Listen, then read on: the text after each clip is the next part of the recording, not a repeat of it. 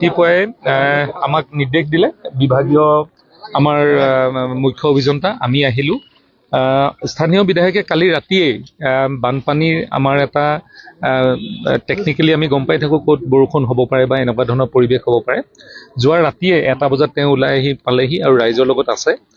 ইয়াতে যিটো সমস্যা এই সমস্যাটো এটা ফ্লেছ ফ্লাডৰ সমস্যা আৰু যিটো সমস্যা আমি দেখিছোঁ যে অৰুণাচলত ভয়ংকৰ বৰষুণ বা এনেধৰণৰ হ'লে ইয়াত বিপদৰ সন্মুখীন হোৱা যায়। আৰু যোৱাকালি ডাৱৰ বিস্ফোৰণ হোৱাৰ পিছত বা নেপকৈ পানী খোলাৰ পিছতো আমাৰ জিলা প্ৰশাসন আমি হস্তম হৈ আছিলোঁ আৰু এতিয়াও আমি হস্তম হৈ আছোঁ যাতে মাটি সম্পত্তিতকৈও মানুহৰ জীৱন আমি যাতে সুৰক্ষা কৰিব পাৰোঁ।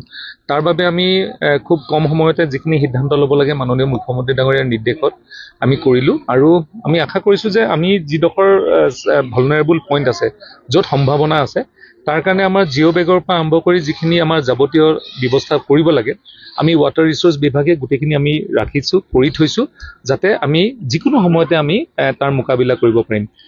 মাননীয় মুখ্যমন্ত্ৰীৰ নিৰ্দেশত আমি এই গোটেই কামখিনি কৰিছোঁ আৰু ৰাইজৰ ইয়াত দেখিছোঁ যথেষ্ট সহযোগিতা আছে আৰু যিখিনি আমাৰ কাম আছে অহা বছৰৰ ভিতৰত আমি কামখিনি কৰি নদীখন যাতে ভিতৰলৈ আৰু সোমাই আহিব নোৱাৰে তাৰ ব্যৱস্থা আমি গ্ৰহণ কৰিম।